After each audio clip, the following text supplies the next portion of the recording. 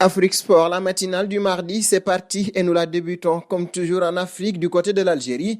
La Fédération algérienne de football a démenti les informations faisant état de sa condamnation par la FIFA dans le dossier de l'ex-sélectionneur Lucas Alcaraz.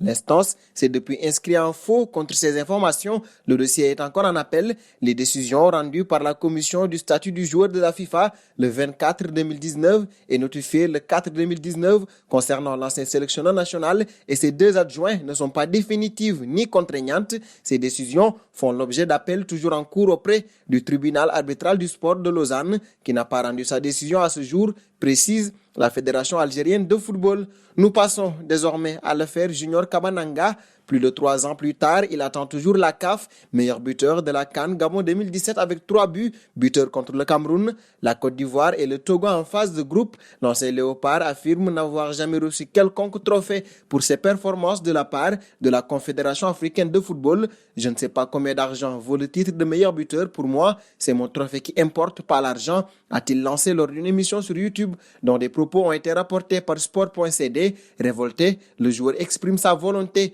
de recevoir le trophée symbolique du meilleur buteur de la 31e édition de la Coupe d'Afrique des Nations. Une réaction de la CAF est donc attendue. De cette affaire, nous passons aux complaintes de Baoken. L'attaquant camerounais d'Angers s'est dit à la fois déçu et content de l'arrêt de la Ligue 1 tout en donnant son avis sur le possible report de la Coupe d'Afrique des Nations 2021. Un report serait vraisemblablement décevant, mais tant qu'on la joue à la maison, je suis content, a-t-il dit, moins prolifique que la saison dernière avec seulement 4 réalisations en 20 rencontres. L'attaquant camerounais a toutefois participé au maintien haut la main du SCO d'Angers cette saison. Son équipe a réussi à terminer la saison à la 11e place et ce sont Toulouse et Amiens qui quittent la Ligue 1 après avoir figé le classement définitif de la saison. Et c'est notre question du jour. La CAF doit-elle reporter la CAN 2021 ? Vos réponses seront attendues en commentaire. De Baoken, nous passons à un autre Camerounais, Samuel Eto'o. La légende mondiale a donné les leçons qu'il a tirées à titre personnel ou pour le continent africain sur la pandémie du coronavirus dans une interview accordée à nos confrères de RFI. Et ce qu'on peut vous dire, c'est que la star du football africain ne sera pas le même après la fin de cette période difficile pour tout le continent. Il est clair pour moi qu'avec ce qui s'est passé, je passerai 60, 70, voire 80% de mon temps auprès de ma famille parce que vous pouvez vous retrouver un beau matin sans votre enfant, sans votre épouse, sans même l'un de vos parents. Avec ce qui s'est passé, on a compris qu'il n'y a rien de plus important que les gens qu'on aime vraiment. Un message fort qui éveillera les consciences des uns et des autres. Cette déclaration de Samuel Eto'o met un terme à la partie Afrique de cette matinale. Nous voici à la seconde partie et nous la débutons avec la LFP face à l'arrêt définitif de la Ligue 1 et de la Ligue 2 en raison de l'épidémie du coronavirus. Les deux diffuseurs des championnats, Canal+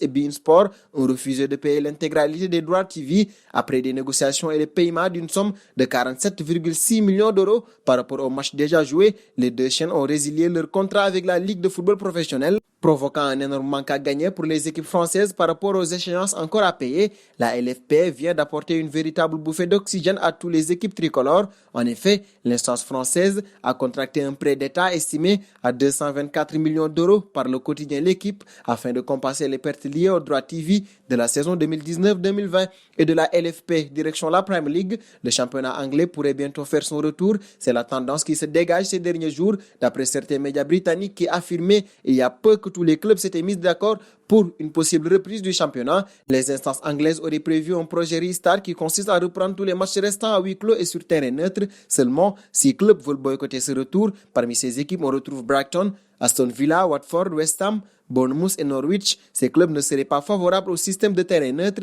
mais préféreraient aussi annuler la saison pour éviter qu'il n'y ait des relégations. Et de la Premier League, nous filons à la Bundesliga. Sur son site, la DFL fait savoir que 1724 tests ont été réalisés parmi les 36 équipes professionnelles du championnat d'Allemagne. Joueurs et membres du staff se sont soumis à l'examen et 10 cas positifs du Covid-19 ont été confirmés, mais l'identité des joueurs et personnes concernées n'a pas été donnée. La Ligue allemande de football précise que de nouveaux tests seront réalisés cette semaine. Pour rappel, Cologne a récemment affirmé que 3 cas positifs ont été enregistrés. Hier, le gouvernement allemand a validé le projet de reprise de la compétition. Pour l'heure, Aucune date n'a été confirmée. Dernier point de notre matinale et nous parlons de CR7. Ce dernier ne pourra pas regagner la Juventus. Selon les dernières informations de la chaîne TVI relayée par Ojogo, l'avion privé du quintuple Ballon d'Or serait actuellement bloqué sur le tarmac à Madrid en raison des dispositions en vigueur. Le jet de Cristiano Ronaldo, qui doit décoller à destination de Funchal, n'aurait toujours pas reçu l'autorisation des autorités. En attendant, l'international portugais va continuer à s'entretenir physiquement depuis sa résidence à Madère. Et c'est sur cette nouvelle que nous fermons notre matinale de ce mardi. Nous vous remercions de l'avoir suivi et vous donnons rendez-vous demain sur Afrique Sport, tout en vous invitant à vous abonner. C'est pour ne rien manquer du football mondial. Abonnez-vous sur la chaîne Afrique Sport pour de nouveaux contenus exclusifs de vos sportifs préférés. N'oubliez pas également d'activer la petite cloche pour ne rien rater.